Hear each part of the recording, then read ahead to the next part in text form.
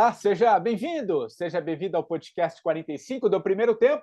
Toda semana, um papo muito legal aqui com pessoas inspiradoras que têm muito a nos ensinar, compartilhar suas histórias nessa nossa jornada do autoconhecimento. Bom, antes de anunciar aqui a minha convidada de hoje, dois rápidos recadinhos. O primeiro deles, para você conhecer a página do 45 do Primeiro Tempo na Amazon. Vejam só, com todos os livros indicados pelos convidados que já passaram aqui pelo podcast. Estamos ultrapassando aí a casa de 170 livros, são 170 entrevistas com conteúdos riquíssimos, né? Afinal, são as indicações, são os livros que marcaram a vida desses entrevistados. Deixei, inclusive, o link para você, se quiser comprar, tem um pequeno descontinho lá, está no meu Instagram, o patricksantos.oficial. Você também pode ir lá no Instagram do 45 do Primeiro Tempo e encontrar este link. Aliás, falando em livro, tem também um link também com todas essas músicas escolhidas pelos convidados, que está no Spotify. São 170 músicas também escolhidas por esses mesmos convidados que já passaram pelo podcast. Está muito legal, tem a biblioteca e tem essa playlist que está no Spotify, lá no 45. Tá bom? Recado passado, vamos ao papo dessa semana, porque eu tenho certeza vai ser muito, muito legal. Olha só, a minha convidada de hoje tem certeza de uma coisa, que um dos grandes segredos da vida é não tentar controlá-la, e sim deixar que o seu fluxo natural nos conduza. Certa de que precisamos nos conhecer melhor para crescermos como pessoas, essa minha convidada de hoje, eu diria que é uma espécie de tradutora dos nossos reais potenciais humanos e costuma buscar informações em tudo que ensina, em tudo que compartilha também na nossa ancestralidade. Uau!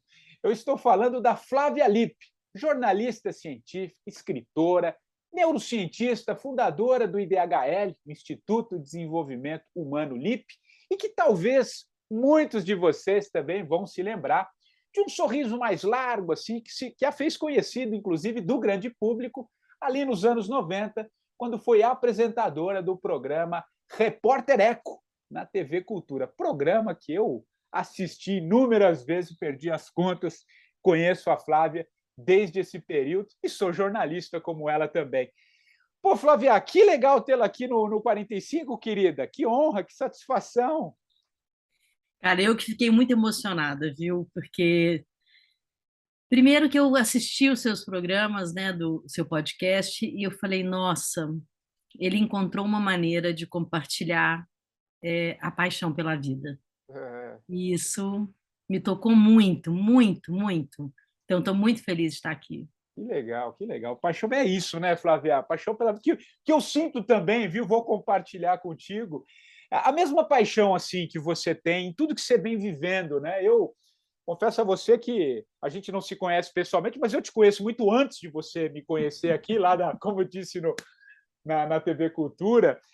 E, cara, eu fiz um mergulho assim, eu te acompanho, né, nas redes sociais, aí, mas eu fiz um mergulho profundo aí na sua vida nessa manhã. Eu estou gravando, o episódio vai ao ar sexta que vem, estou gravando uma semana antes, no período da tarde, mas eu passei a manhã com você, pesquisando muitas coisas, entendendo, vendo entrevistas, tudo que você tem feito. Cara, e assim, né? E vi algumas semelhanças dessa mudança de vida. Você foi mudando, cara. Você foi entendendo. Você passou situações assim muito profundas que te levou para um lugar você deu um zoom out, né? Sobre a vida em vários aspectos. Então, compartilho com você isso também. Acho que você tem muito a nos ensinar e é isso que a gente vai conversar aqui nesse papo. E a gente pode começar pelo começo, Flávia. Conta um pouquinho dessa sua história, cara. Como é que vem essas inúmeras transformações, cara, ao longo da sua vida? Você é, claro, jornalista, mas escritora, foi estudar profundamente neurociência e outras neuras mais aí ao longo da sua vida. Conta rapidamente a sua história para depois a gente começar nesse papo aqui, que eu tenho certeza vai ser muito, muito gostoso, cara. Vai lá. Cara, eu realmente sempre fui apaixonada por gente e por vida, Oi, gente. né? E entender como a gente funciona, né, eu acho que é a base de qualquer coisa que a gente queira fazer na vida, né? Nós somos uma raça, né? A raça humana, né? Se eu quiser ser qualquer coisa, eu preciso saber como a gente funciona, né? Então, o jornalismo me trouxe essa sorte, né, de conhecer pessoas completamente diferentes, aleatórias nos seus conteúdos, né? Trabalhei no jornalismo em várias áreas diferentes, mas me dediquei à sustentabilidade, que é o meu DNA, né? Moro na mata, moro no mato, enfim, né? E sempre foi assim. Eu construí essa casa, inclusive, na tentativa de provar que o Repórter Eco ele era o meu reflexo, de fato, né? Não era uma conversa Viver o que fiada e se tal. E fala, né? vivo e vivo exatamente assim, sempre procurei ser muito coerente com o que eu busco falar. Eu não fico defendendo nenhuma bandeira de nada, mas eu tenho uma congruência muito grande com o que me toca, né? E aí, com isso, claro, né, eu sou uma inquieta natural, né? Quando eu entrei na televisão, na época, eu já tinha fundado um Instituto de Desenvolvimento Humano, LIP, que é um instituto de pesquisa sobre comportamento, né? A saúde mental, emocional e comportamental. E como que a gente pode aplicar essa pesquisa, esse conhecimento no nosso cotidiano. Então, ela já é antiga, né? Paralelo a isso, eu já tive mil coisas, você não tem noção. Eu já tive spa, eu já tive outlet, eu já tive uma empresa de espetáculos gigante, assim, que tinha mais de 700 colaboradores. Já escrevi em revista, jornal, já fiz tudo que você puder imaginar, eu já fiz. Tudo. Pode perguntar que eu já fiz. E porque Legal. realmente eu sou uma pessoa de fazer, né? Assim, então era tudo paralelo, né? Que eu fiquei na televisão há mais de 20 anos, né? Mas tudo acontecia paralelo. Eu nunca fui uma pessoa daquilo, eu só faço isso, né? Inclusive o próprio Repórter Eco, quando a gente criou o Repórter Eco juntos, né? Que foram 3 pessoas, né? Eu, a Vera e a Maria Zumira, cada uma tinha uma característica muito diferente, né? Assim, e eu sempre tive essa característica da curiosidade, da ciência, da pesquisa, da tecnologia. Sou totalmente tecnológica, cara. Patrick, é assim, desde sempre eu sou tecnológica. Então, isso eu sou uma usuária de tecnologia muito forte mesmo. Sempre fui. Né? Então, para tudo isso, eu tinha que equilibrar a vida, né? Porque sempre foi tudo muito intenso. E com o passar da vida mesmo, né, assim, as escolhas que eu fui fazendo, as experiências, conhecendo pessoas, né, eu comecei a praticar yoga muito nova, eu tinha 17 anos, estou com 55 agora, né, fui professora de yoga, hoje eu não dou aula mais, mas continuo praticando e troco muitas experiências, né, ainda nessa área. Eu fui entendendo que a vida era muito menos intensidade e muito mais constância, sabe? E quando eu fui entendendo isso, eu fui percebendo que eu poderia ganhar muito mais na constância da convivência, mesmo que eu continuasse curiosa, né? Porque isso é uma característica humana espetacular, né? A curiosidade, inclusive, ela está entre os 6 pontos principais da felicidade, né? E dos arrependimentos na hora da morte, né? As pessoas na beirinha da morte falam, pô, devia ter sido mais curioso. Isso Exato. eu sei que não vai acontecer comigo, né? Certeza. Então, eu acho que essa experiência de fazer muita coisa, ela também traz. Para as pessoas parece que a gente é perdido, né? Mas para mim, a garantia que eu dou para as pessoas é: você chegou num lugar que você gostaria de chegar?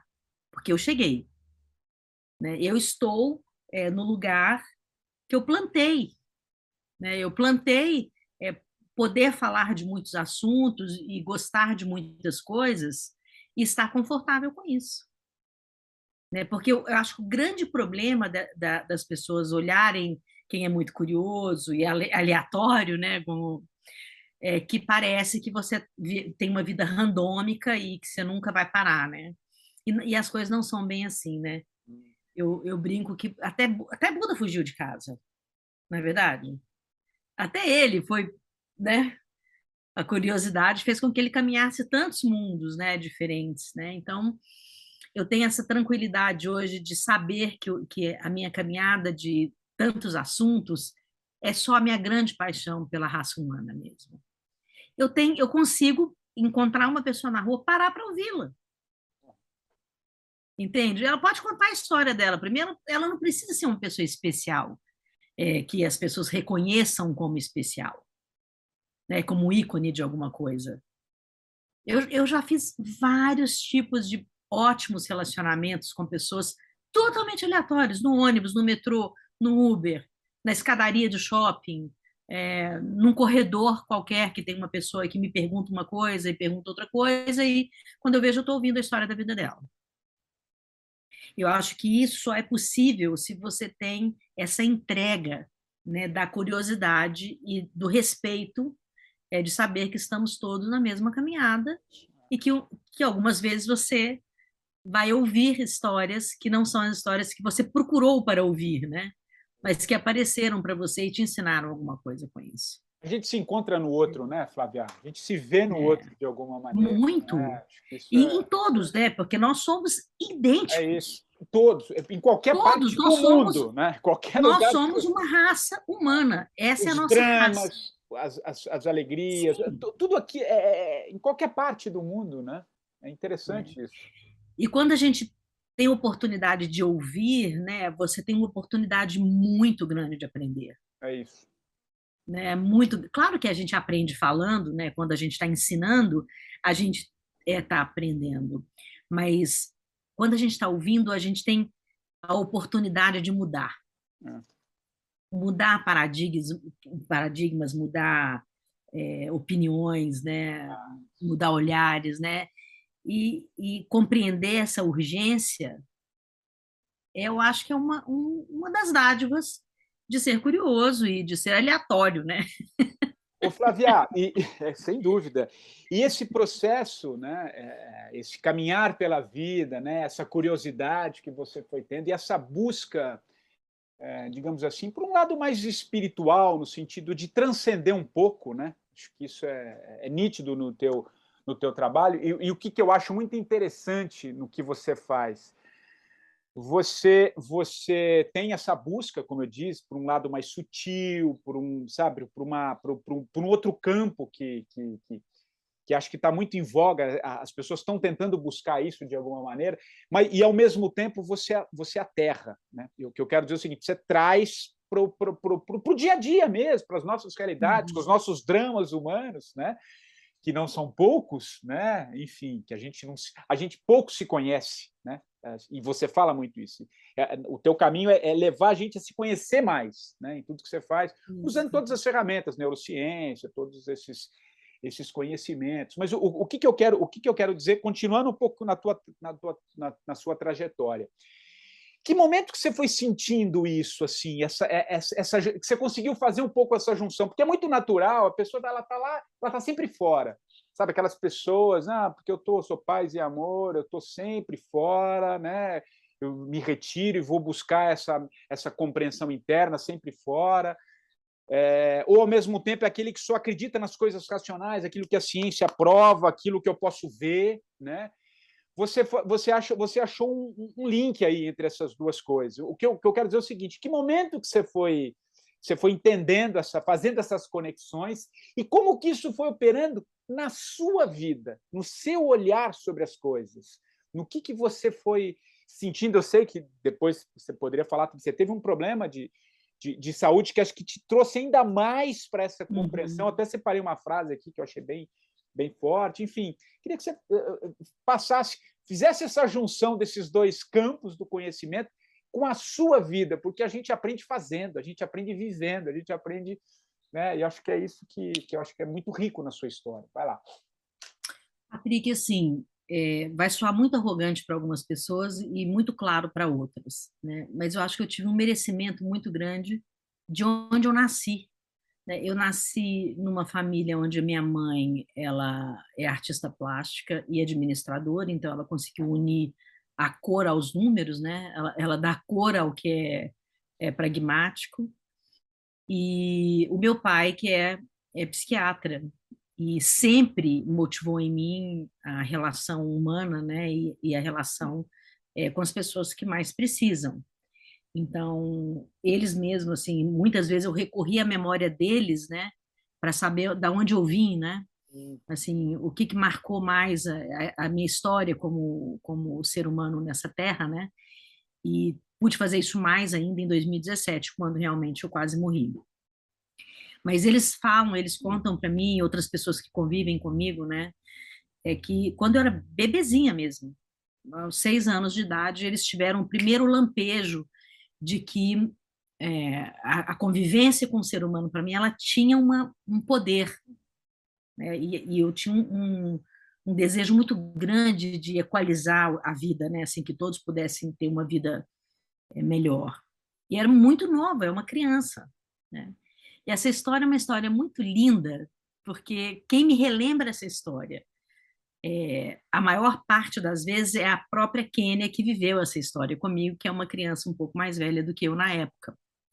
E era Natal, eu estava voltando para casa, e eu tinha uma bonequinha dentro, dentro do carro comigo, no meu colo, que eu tinha acabado de ganhar do Papai Noel, e a Kênia estava na rua, perto de onde eu morava num apartamento, e bem perto tinha uma comunidade muito simples, né? Uma favela mesmo, que hoje as comunidades estão cada vez se tornando mais comunidades, né? E eu vi essa menina e falei, mãe, eu queria que você parasse o carro que eu quero dar essa boneca para aquela menina. E a mamãe falou, olha, você sabe que você ganhou essa boneca hoje, você tem certeza que você quer dar essa boneca? Que você acabou de ganhar?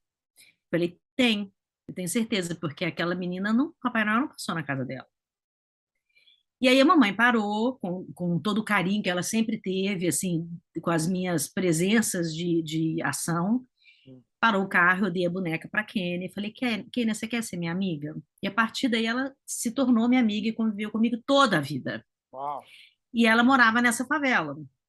Ela, inclusive, estudou depois enfermagem, onde ela tem uma escola de enfermagem por apoio da minha família, do meu pai, que achava que ela tinha muito talento para cuidar das pessoas e tudo.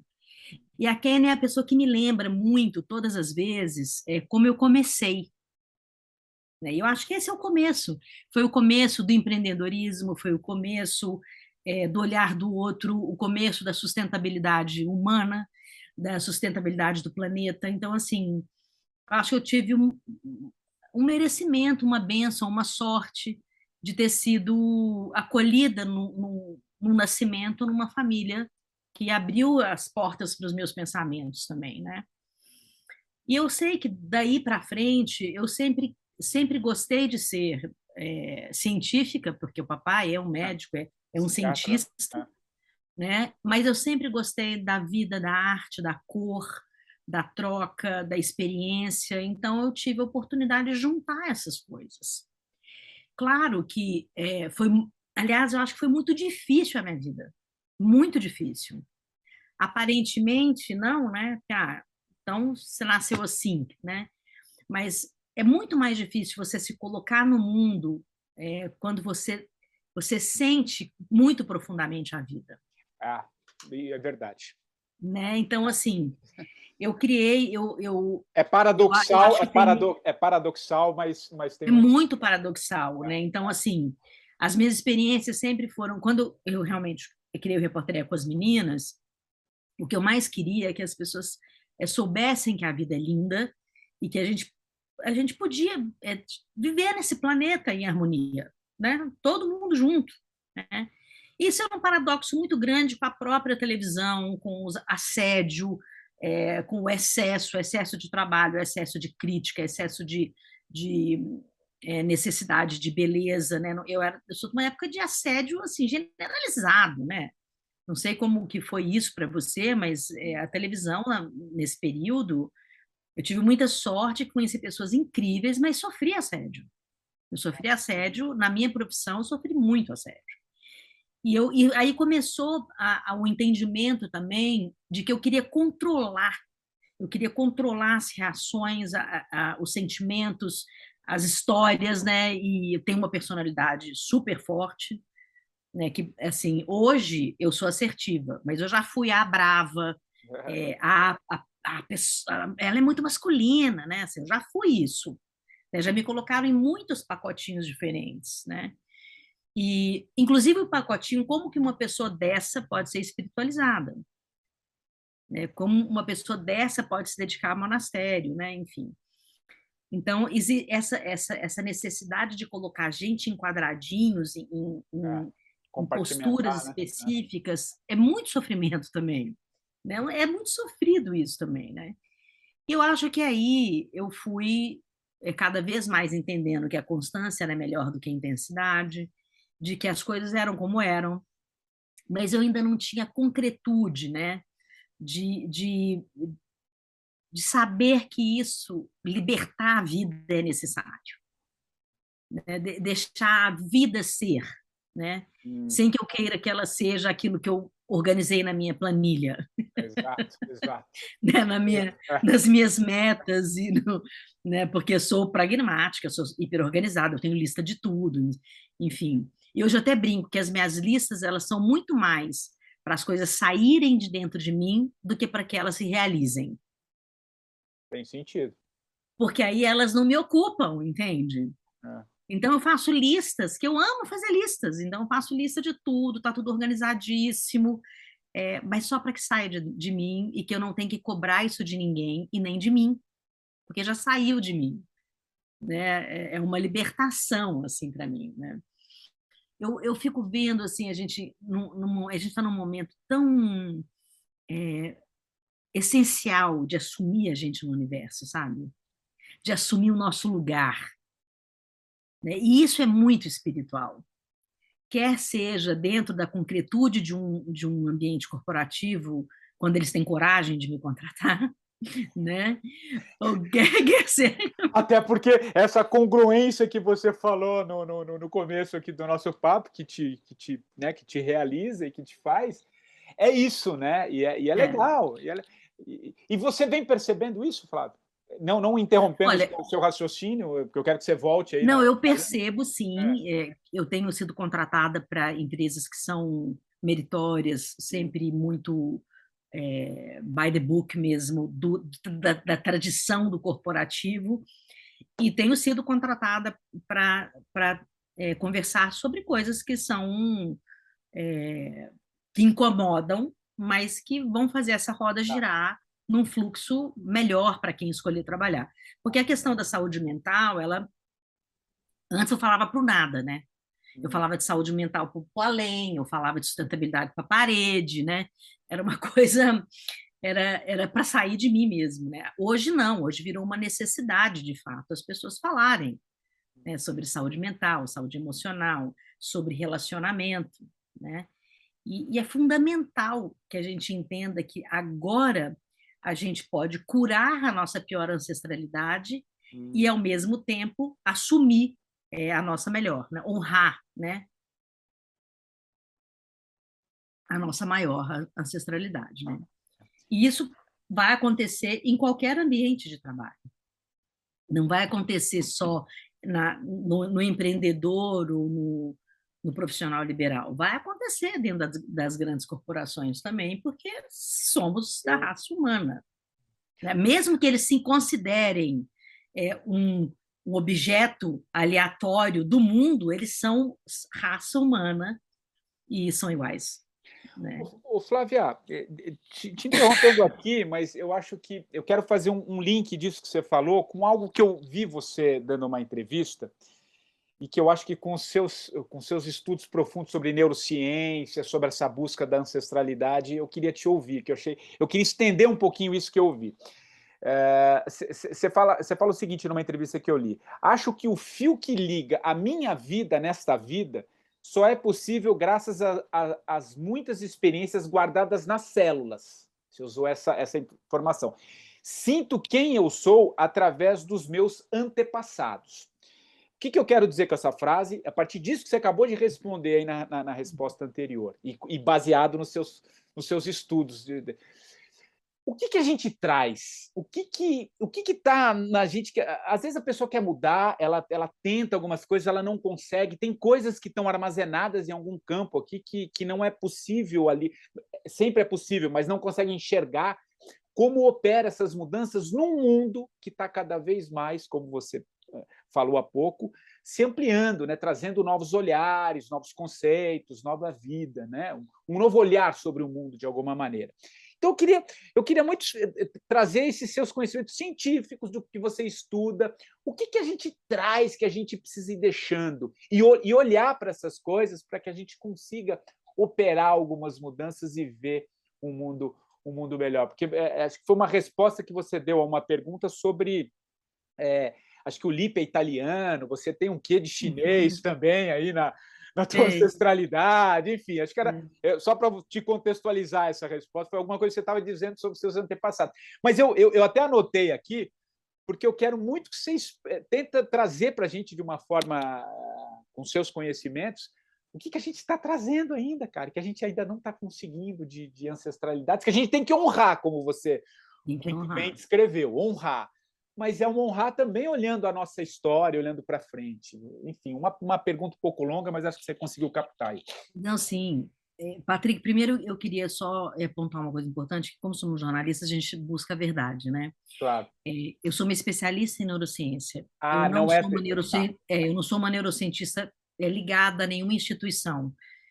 Perfeito. Até poderia estar ligada, mas né, não, então não posso falar que eu sou uma neurocientista, mas sou uma especialista em neurociência. Mas, fazendo essa parte agora, eu acho que se eu tivesse essas respostas todas, eu não estava andando com essa roupinha nesse planeta, né? Não estava. Eu ia estar num outro lugar já, e provavelmente o povo estava rezando para mim. Não tenho dúvida. Só o fato de encarnar aqui, só o fato de... Boa coisa não é, no sentido mais profundo. Não é. A gente é um restinho de massa que largaram nesse planeta. Então, Vai lá. Eu acho que eu não consigo responder assim nessa integralidade toda, mas eu consigo trazer percepções da minha própria experiência, até da experiência de ter colocado o pé lá e voltado, né? Porque quando você tem essa experiência de quase morte também, você tem um vislumbre. Tem algumas pessoas que não têm nada, né? Eu estava até lendo outro dia o Tognoli, né, que é um jornalista também da nossa época, né? Da nossa colega de trabalho. Não vi nada, não aconteceu nada, eu entrei, quase morri e saí, né? Então, assim, cada um tem uma experiência mesmo, né? Mas essa expansão que eu busco para a compreensão do todo, claro que também propiciou eu ter uma experiência muito mais agradável quando eu estava internada, né? Eu acho. Mesmo na situação dramática, que é um Guillain-Barré, que você tem aí presencialmente, né, bem perto de você, e você sabe como é dramático, eu tive uma experiência espiritual absurdamente interessante dentro do hospital, né? Mas essa nossa busca ancestral, assim, existem pesquisas mesmo científicas e muito sérias que mostram que nós temos no nosso organismo celular mesmo todo o universo dentro de nós, né? Porque, na verdade, a gente tem aqui moléculas, a gente tem átomos, a gente tem elétrons, e a gente é formado disso também, né? Essa é a nossa formação química. Então, quando a gente fala que a gente tem uma estrela dentro da gente, a gente tem literalmente uma estrela dentro da gente. E o que a gente tem de menos é a nossa genética. Nós temos 1% de genética humana, de pai e mãe. Todo o resto é esse complexo de elétrons, átomos, que fornecem a nossa vida. Então, quando a gente fala de ancestralidade, a gente está falando do início da vida também. A gente está falando não só dos nossos parentes chineses, né? Meu bisavô era chinês e meu avô era italiano. Não só dessa ligação cultural e geográfica, mas de uma ligação anterior a essa ainda. Eu estudei medicina Ayurveda, né? Fiz estágio na Índia. Em 2019, inclusive, eu fui para lá para fazer um estágio lá também. Eles falam assim, a medicina Ayurveda tem 5.000 anos antes de Cristo, então vamos contextualizar isso também num olhar onde nós podíamos pensar na vida como um todo em 5.000 anos antes de Cristo. A gente era, inclusive, incentivado, né, a olhar o mundo como um todo, onde tudo é fluxo e tudo é energia, né?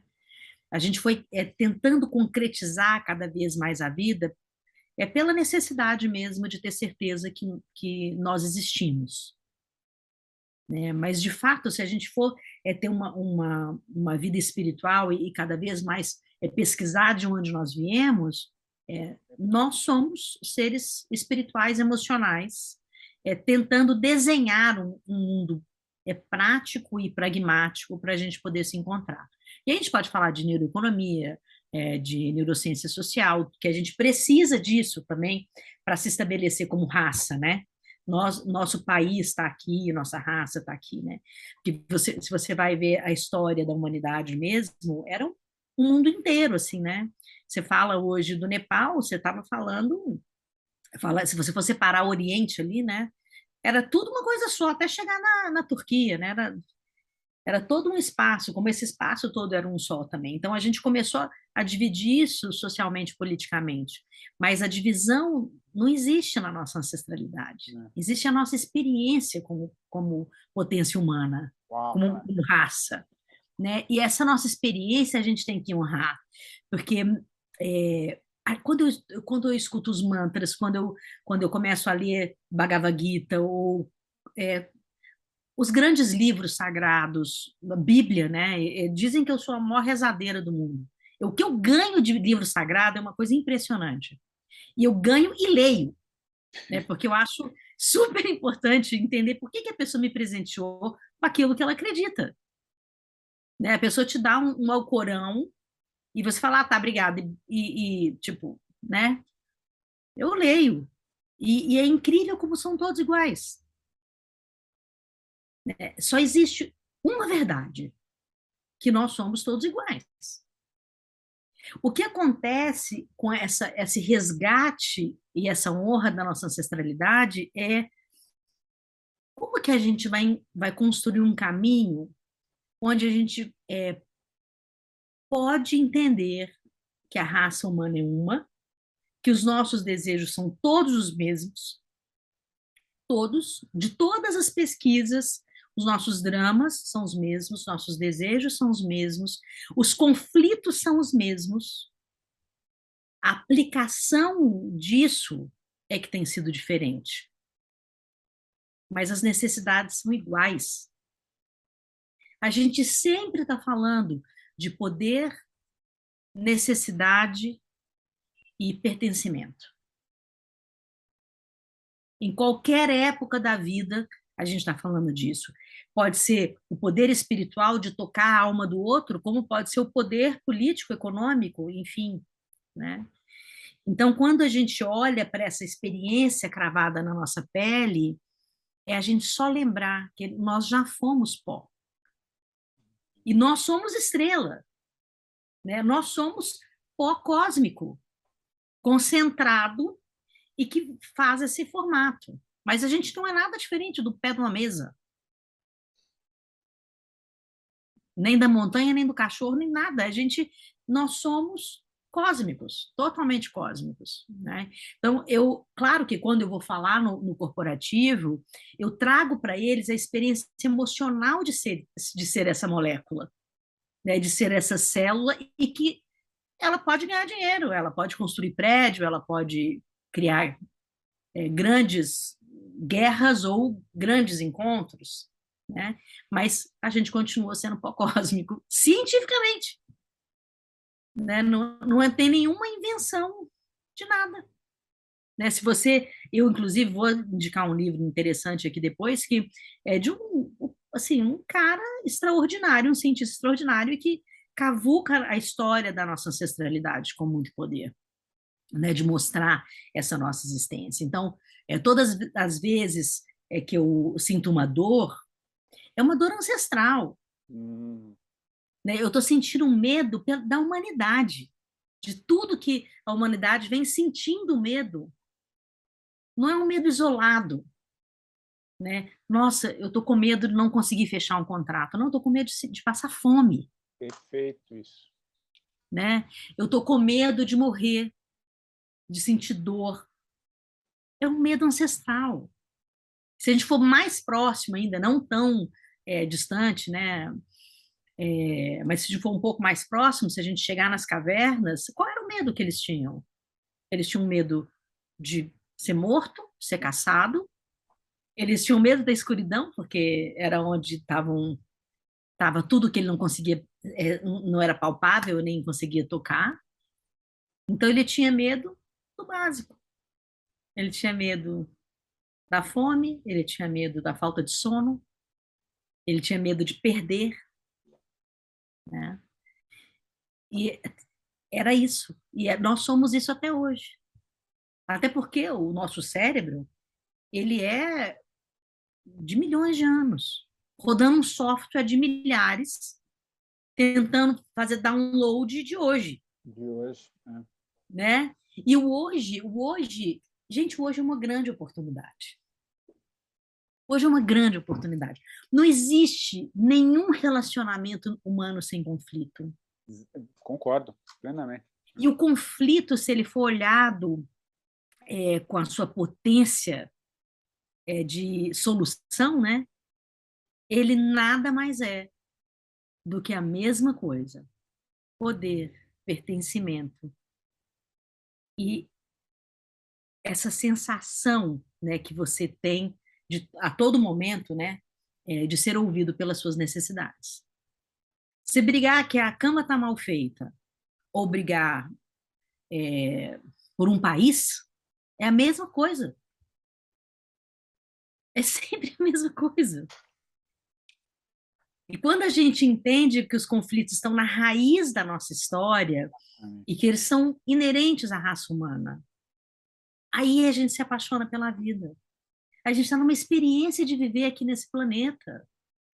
Sai um pouco, né, Flávia, também disso que, de alguma maneira, eu sinto que ocupa, né, também um pouco tudo isso que a gente está vivendo, e sai um pouco desse vitimismo, né? É claro que o vitimismo a gente tem que entender, né? Às vezes ela é mal compreendida, mas dessa coisa quando você entende tudo isso, toda essa construção de raciocínio que você trouxe, que nós somos todos uns, é uma lei hermética, né? Você está dizendo que está tudo, né? A gente passa a honrar, né? A honrar, entender o porquê desse medo X, porque eu estou sei lá, ansioso por conta de outra coisa. E aí, quando você vai buscando na origem isso, ou entendendo essa busca na origem, que você opera a mudança, né? Que você começa a dar esse zoom, né? E a gente começa a conviver, né, melhor assim, com a vida quando a gente olha para o outro com essa dignidade, sabe?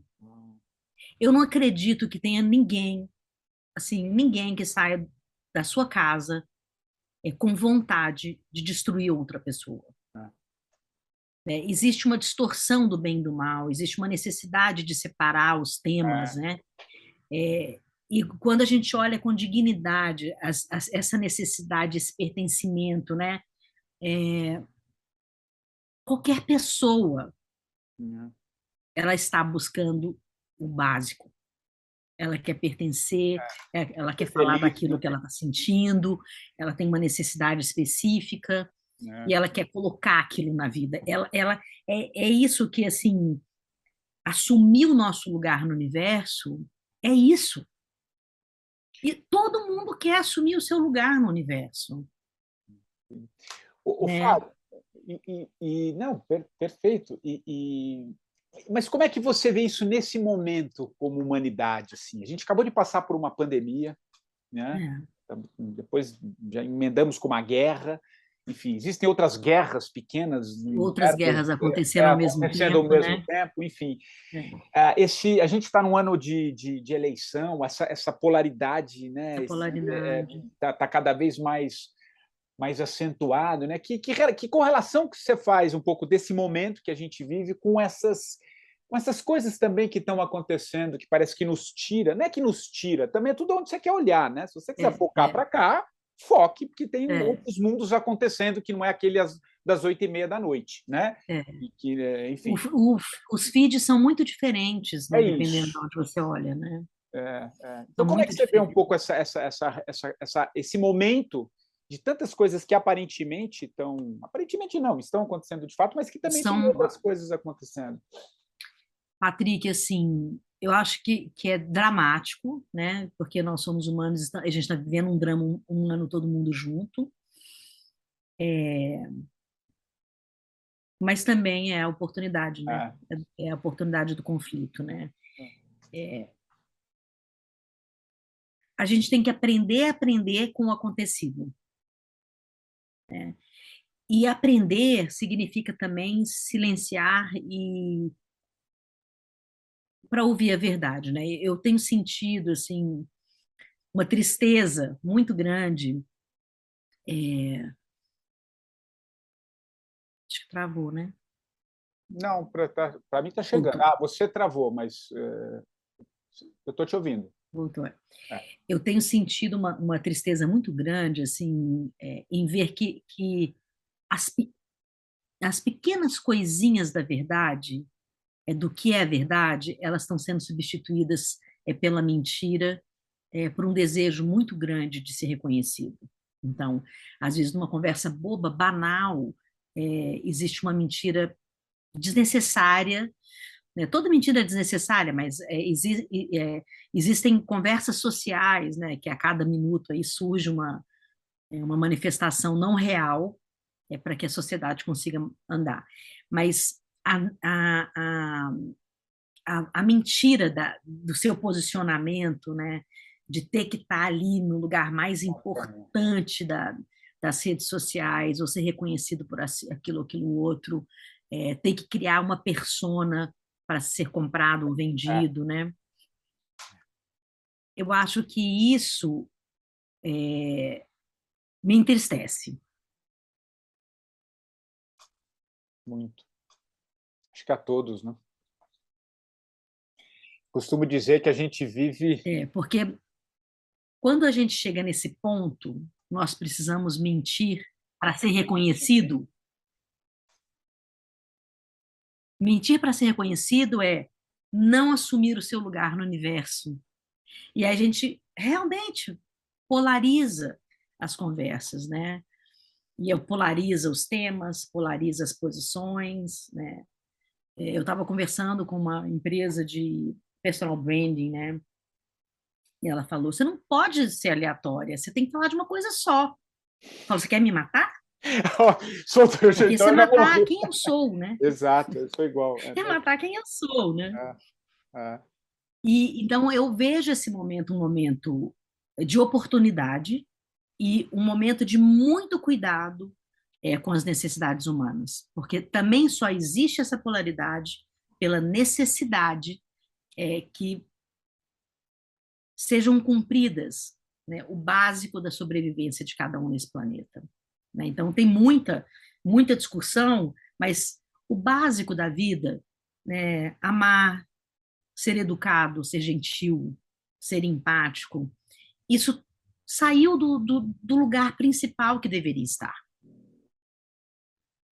Então, acho que isso a gente tem oportunidade de resgatar. Laços, né? Amizades, respeito, saber ouvir até o final, né? Uma história que não te interessa em nada, mas que na hora que você vê, você está aprendendo alguma coisa com ela, com essa história, né? Quando eu criei a equação, que é aquela calculadora de vida, eu não tinha ainda tido a experiência de vislumbrar o não controle, né, uma vida fluida e esse outro lado que o planeta que temos aí, né, de planeta, né? Em 2017 que eu realmente tive essa experiência de quase morte. Então, eu criei a aliás, calculadora em 2015.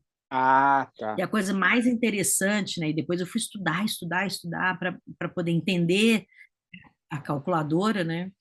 Que na calculadora, eu fiz uma calculadora matemática mesmo, só que ela é feita a partir da geometria sagrada, né, da matemática sagrada, Uau! que, né, todos os números chegam no mesmo lugar em todos os seres do planeta, né, nas células, nas flores, nas plantas, né, é feita a geometria sagrada, é chamada sagrada por isso, porque sempre repete o mesmo lugar. Tudo se repete na experiência da vida, né?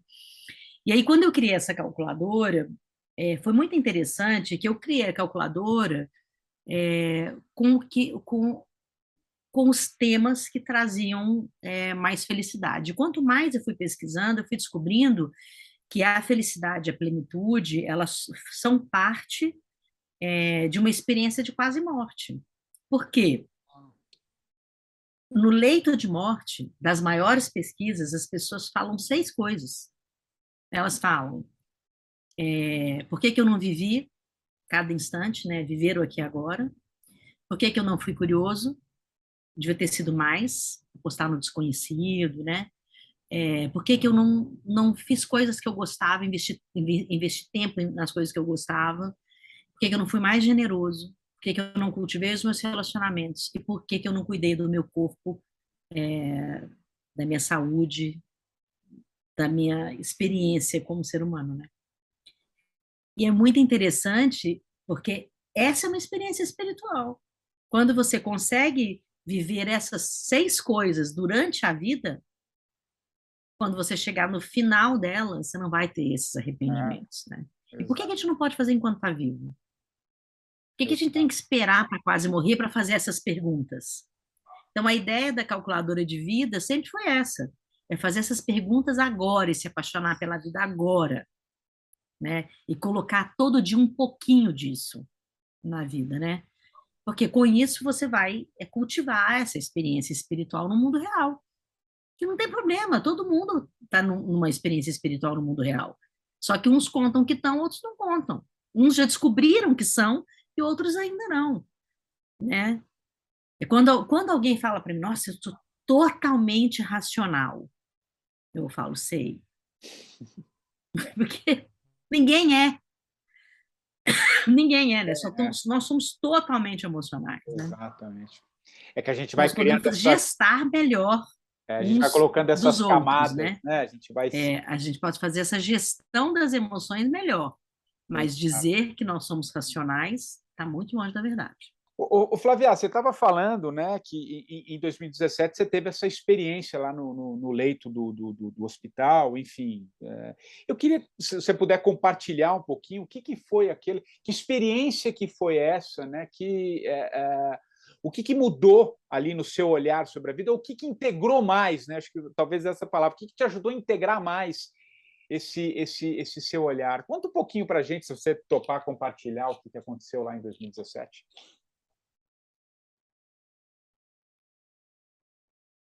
Olha, Patrick, eu acho que o principal foi não adianta querer ter controle, porque você não controla a vida. A vida não é feita de controle, a vida é feita de fluxo e de realmente é, dedicação nessa experiência de viver, sabe? E eu acho que isso foi o principal, né? De ter, para mim ficou assim claro que controle não existe, né? Porque estava tudo organizado, né? Assim, nas minhas milhões de planilhas e milhões de Excels e aplicativos e todas as interconexões, né? Imagináveis, técnicas, e eu fui picada por um mosquito e tive Guillain-Barré e quase morri, né?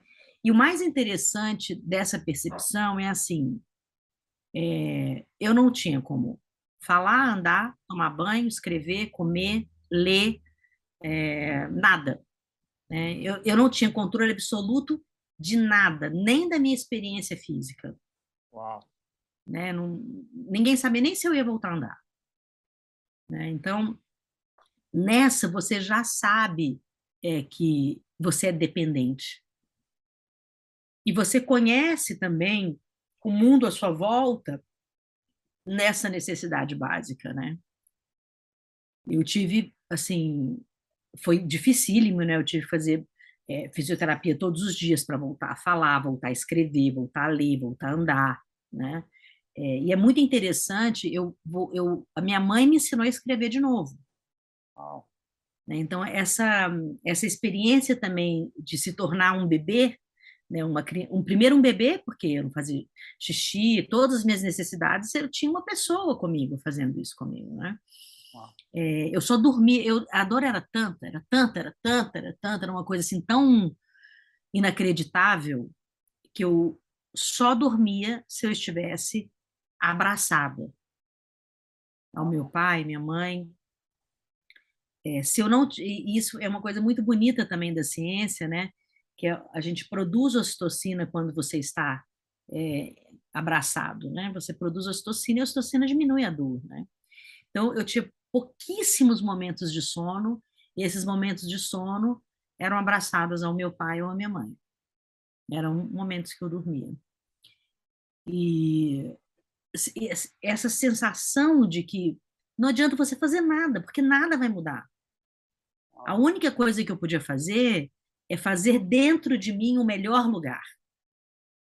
Então, assim, era entrar nessa experiência profundamente com vontade de sair daquela experiência, de fato, melhor, né? Assim, com um olhar melhor sobre as pessoas, sobre as histórias, sobre as vidas, sobre muito amor por mim também, muito mais amor do que eu tinha antes, né? Assim, como que eu poderia continuar sendo curiosa e fazer tanta coisa e ter tanta vida sem que eu me, precisasse me exaurir de vida, porque eu vi assim muito claramente o que é uma exaustão de vida e como a vida vai embora, Vai. né? Assim, a vida se exaure. A gente não precisa perder tempo com bobagem na vida. A vida é super longa, se você imaginar, mas ela fica muito curta porque a gente fica dedicado ao sapato que está no lugar errado, a pia que não está no lugar certo, entende? É, Ao invés da gente se dedicar aos grandes movimentos de relação, né? De ouvir uma pessoa com muito amor e ficar ali naquele aqui agora, de fato ouvindo aquela pessoa, né? Sem ficar querendo, maquinando o que você vai falar para aquela pessoa, né? Mas o que você vai ouvir dela, né? Qual é a experiência de trocar ideias, né? Outro dia eu estava comentando, eu tenho uma amizade muito bonita com o Marcelo Taz, é uma pessoa que eu gosto muito. Eles estavam conversando e eu falei para ele, Marcelo, eu acho que a coisa que eu mais sinto falta hoje é das pessoas me ligarem de maneira aleatória. É. Só me ligar e a gente conversar sobre nada. Parece que todo mundo quer fazer um negócio o tempo inteiro. Todo mundo quer oferecer uma oportunidade, quer Exatamente. abrir uma porta, quer fechar uma porta, quer subir uma escada, entende? É verdade, E Flávia. isso não é? É, Então, assim, eu sempre falo, sabe, que a bênção dessa experiência da vida é a convivência. Não tem ninguém tem que te dar nada. Oi, Flávia, eu estou falando que acho muito, muito forte isso que você falou da sua experiência, né? De olhar para as coisas que valem a pena mesmo, né? As coisas que fazem sentido para a gente, né? Porque a gente gasta muita energia com coisa que, no fundo, se você dá uma esmiuçada, não vale nada. Por que eu estou perdendo tanto tempo com isso? Só que a gente não faz essas perguntas muitas vezes, né?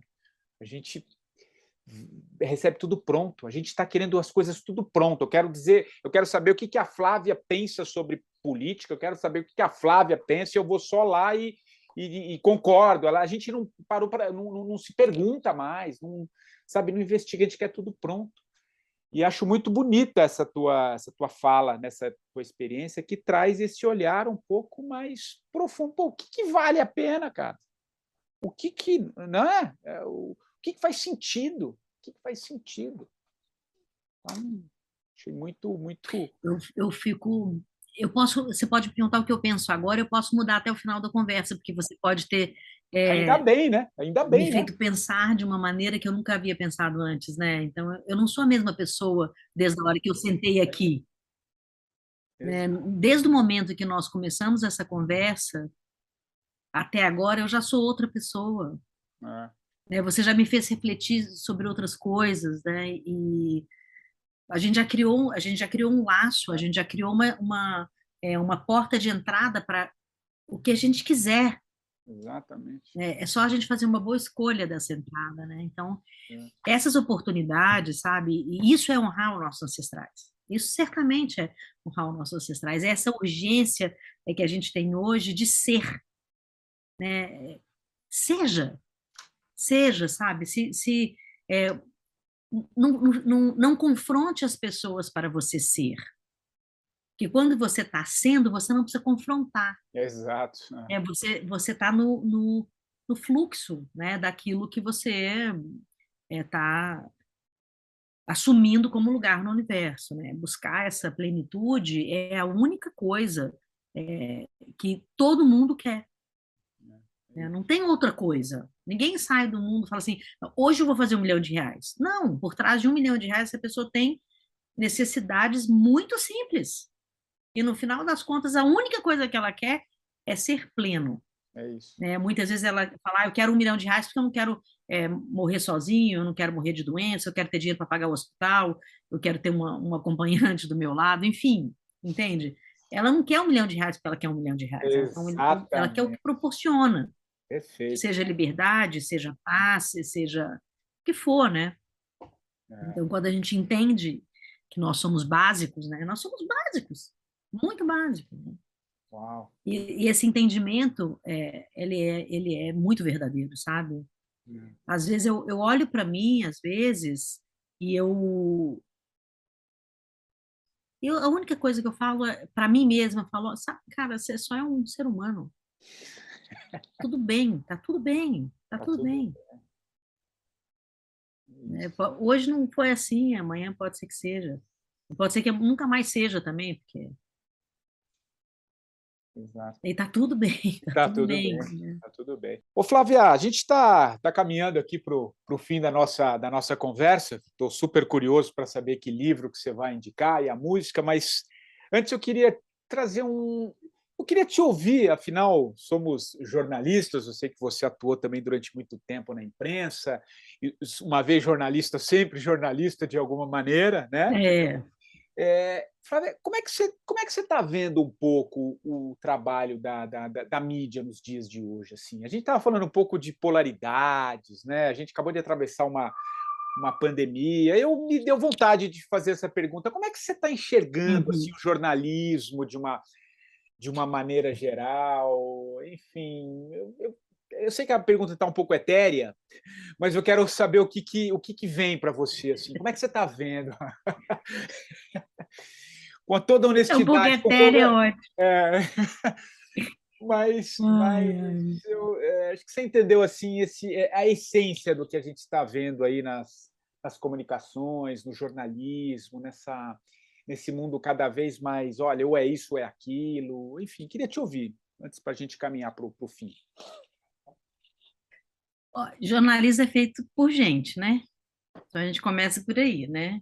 E a gente tem uma pouquíssima diversidade no jornalismo. Nós temos 77% de funcionários brancos no jornalismo. Então, aí a gente já tem um viés, assim, um recorte da sociedade bem interessante para a gente poder ouvir, né?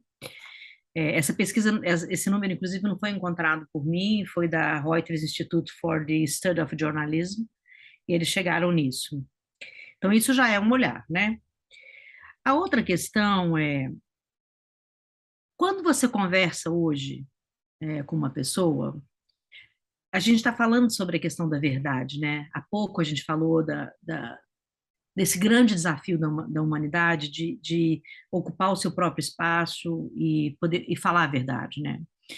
Então, a gente está passando por uma crise ética, não é uma crise moral, né? É uma crise ética, né? É uma crise onde para pertencer você tem que ser algo que você não é. E a gente tem uma geração hoje muito sofrida, né? A gente teve o milênio da década de 90, que eles já eram bastante sofridos e já desistiam de tudo. Temos agora a Revolução Silenciosa do Trabalho, temos a grande desistência, que foi a grande revolução das pessoas pedindo demissão e não querendo trabalhar. Isso tudo reflete também dentro da mídia. Né? A mídia não é mais jornalismo. Ah, Eu falei das redações para ter um recorte do jornalismo, mas é a isso. mídia não é jornalismo. Né? A mídia, todo mundo hoje se considera um jornalista mesmo não tendo tecnicamente essa capacidade, né? O fato de você ter um podcast, ou você escrever num blog, você ser seguido e ter um monte de post, não te faz um cientista da comunicação e capaz, de fato, de ter o ouvido apurado de quem é treinado, né, para fazer isso, né? Então, a gente está... Eu acho que tem a vantagem de nós termos a possibilidade de aprender tudo, sobre tudo, com todo mundo, né, das suas experiências práticas, não teóricas e nem científicas, mas tem o outro lado das camuflagens das experiências para parecer que viveu aquilo. Né? Eu recebo muitos projetos com solicitação de parceria. É uma coisa incrível, Patrick. É assim, sei lá, não sei quantos que eu recebo por dia.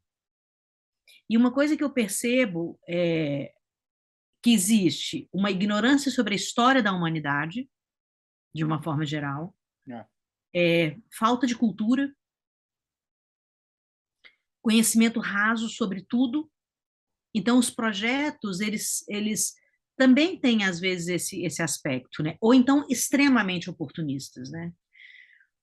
E eu acho que isso tudo reflete nessa comunicação geral, assim, né? O oportunismo da verdade é muito perigoso, né? Porque você faz aquilo como se fosse a sua verdade, né? Eu não acredito na sua verdade. É. Eu acredito na verdade da humanidade, né? E você tem o seu olhar sobre a verdade da humanidade, né? Sobre a história, né? Mas a sua verdade é um negócio muito esquisito isso, né? Então, porque te dá o direito de considerar o que você está fazendo a única coisa certa, né?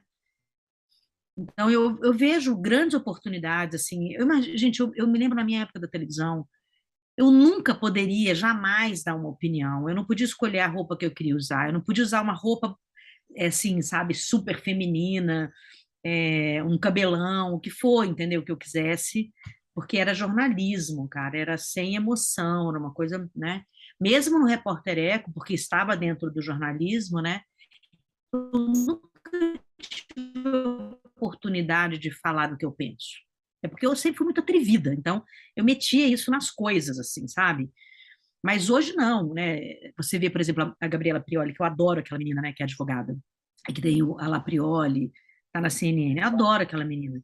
Você vê a liberdade de expressão humana que ela tem, a liberdade de expressão como mulher, né? Isso é inédito. Isso é inédito, isso é hoje, né? A gente não podia fazer isso. Né? Isso é hoje, né? Então, eu acho que tem muitas oportunidades de conhecer pessoas incríveis, porque estão disponíveis, né? Assim, o mundo está disponível para que você ponha a sua cara, a sua voz, o seu texto, o seu desenho, a sua música, a sua expressão, né? Você pode se apropriar do seu espaço, né? Mas aí tem esse cuidado que é como a gente vai ouvir essas coisas, né? Por isso que o pensamento crítico, ele é primordial. Ele é É. primordial. Tem que aprender a ter pensamento crítico, Exato. É. a interpretar, né, os fatos, É. a ter humor, né? Cadê o humor? Cadê o humor, Deus do céu? É. Tá muito. Sabe? Assim, é tudo tão duro. Você fala uma coisa, já toma um negócio. Você fala um negócio, fala, mas espera, isso é politicamente correto? Não é politicamente correto? Isso tá.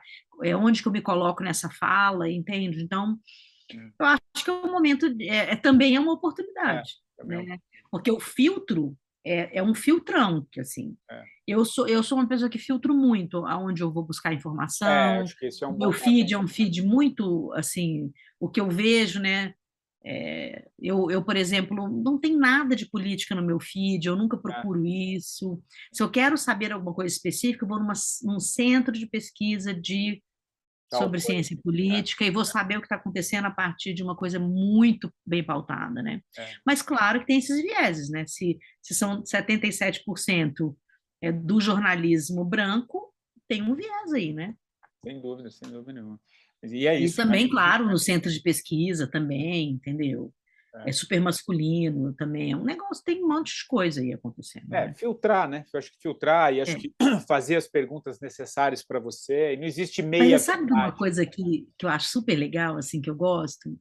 Uma vez uma menina veio me entrevistar, ela falou assim, que agora a sustentabilidade está super em alta e tudo tal. E eu gostei muito de ouvir isso, apesar de não ser verdade, né? Eu gostei muito de ouvir isso por um motivo. Se está todo mundo ouvindo, é porque realmente a gente tem a oportunidade de colocar coisas que a gente ficou na raça ali falando. Não existia editoria de sustentabilidade em 1990. O Repórter Eco foi um ícone sobre isso, de criar realmente editorias nos jornais, nas revistas que não tinham. Então, essa facilidade hoje de tudo ser mídia, da gente estar num broadcast em 24 horas, eu acho que é uma grande oportunidade de colocar pautas que eram muito difíceis de emplacar. É. Então, a gente pode emplacar grandes coisas, né, por causa disso, eu acho. E saber filtrar é fundamental. Se souber filtrar, É melhor. você constrói realmente uma casa, se opera uma pessoa, né, praticamente. Isso aí é verdade. Ô, Flávia, agora sim, querida, a gente está caminhando aqui para o fim. Eu estou super curioso. Que livro você vai indicar aqui para os ouvintes do podcast, depois para a gente colocar lá na biblioteca do 45? Quem está nos ouvindo aqui não está vendo, eu sei que tem livro para todo lado aí, eu sei que você é uma leitora voraz, mas eu vou fazer uma maldade aqui, eu vou pedir para você indicar um livro. Nossa, tem muito livro. Você poderia indicar vários, mas por uma questão... Eu não vou indicar o seu, não, porque aí não vale, né? Não, mas eu vou abrir uma concessão aqui, olha só. Eu vou querer que você indique um. Eu sei que você tem 12 livros 13. publicados. 13 livros publicados. E eu escrevi 2 que ainda não foram publicados. Então, já estão. Nossa, você está no. Imagina o que está produzindo aí nesse. Eu tenho que esvaziar, né? Tem que esvaziar. Eu sou assim também. Ô, Flávio, então vou fazer o seguinte, ó. Primeiro eu quero saber o livro que você vai indicar, que é aquele livro que te marcou, que te constituiu, que te ajudou. E na sequência eu vou querer que você também fale de um livro seu, para quem quiser até conhecer melhor o teu trabalho, ver a tua atuação. Então, vamos ter 2 livros aí para a Flávia.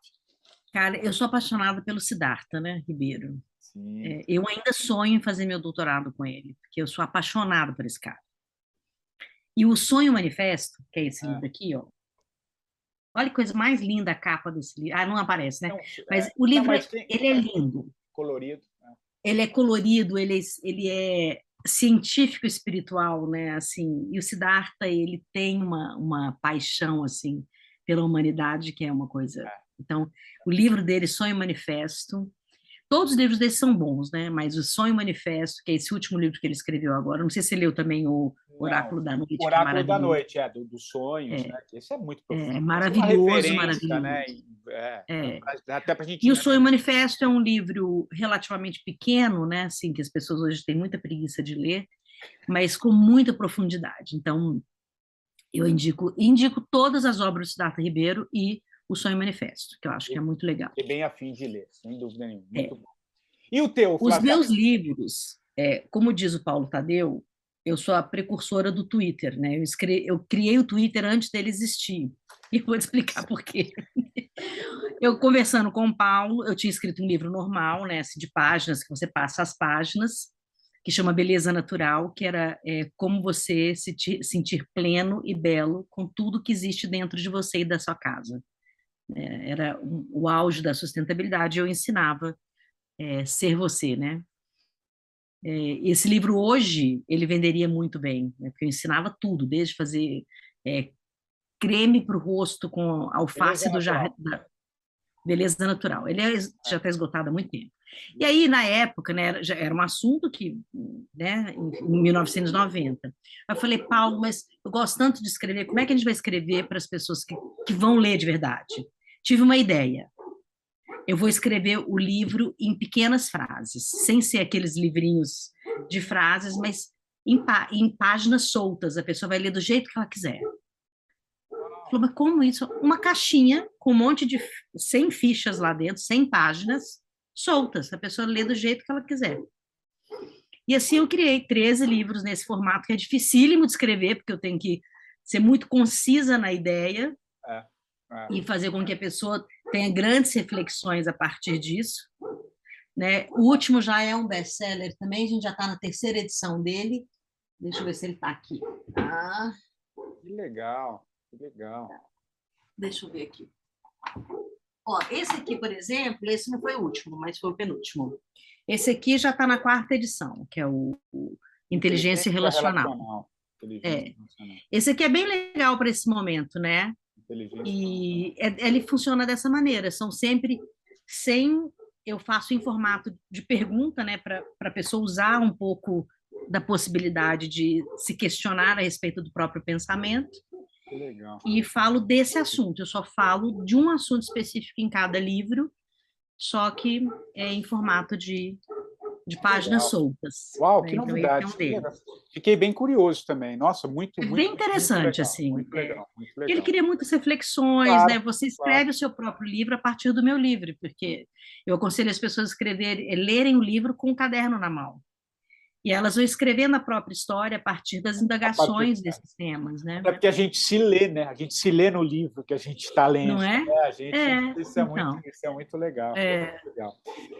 Flávia, e a música? Que música que você escolhe aqui para a gente encerrar esse papo aqui delicioso?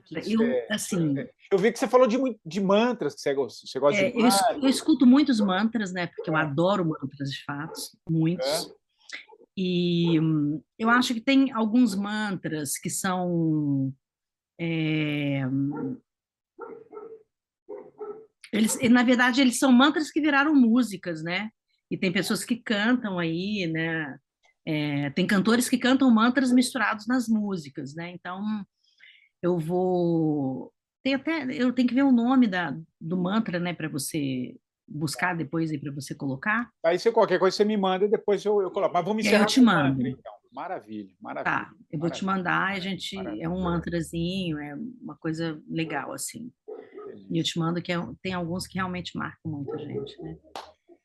Flávia, querida, queria muito te agradecer esse papo. A gente teve alguns probleminhas de conexão aqui, mas que no final das contas acabou dando certo enfim, foi uma delícia essa conversa. A gente vai se encontrar pessoalmente em breve. Eu admiro muito o seu trabalho, acho que você tem uma história. Fiquei assim, não só por esse papo que a gente teve aqui, né, essa 1 hora e pouquinho de conversa, mas também pelo que eu andei acompanhando aí da sua história, entendendo mais. Achei muito legal quando eu fiz essa conexão lá com a Flávia, lá do Repórter Eco, para esse papo hoje. Enfim, muito, muito legal esse seu olhar, a forma como você vem encarando tudo e trazendo essas pinceladas um pouco sobre a vida. Enfim, muito, muito legal. Adorei essa conversa, queria muito te agradecer, viu? Eu que quero te agradecer essa oportunidade de resgatar também alguns pensamentos, né, que a gente tem. Às vezes a gente não fala sobre eles, porque tem que ter a pessoa certa também, né, para perguntar aquilo que está guardado de alguma maneira, né? Então, te agradeço muito também ter colocado uma luz dentro de mim para que eu pudesse lembrar de coisas que eu eventualmente tenha esquecido. Que legal, que legal. Agradeço demais, viu? Eu que te agradeço, Flávia. E o 45 do Primeiro Tempo volta na próxima semana, sempre trazendo um novo convidado. Aliás, se você quiser indicar também alguém, quem que você gostaria de ouvir aqui no 45, vai lá no meu Instagram, vai lá, manda um direct também. Quem sabe esse entrevistado não aparece aqui. Nós voltamos na próxima semana. Um abraço e até lá.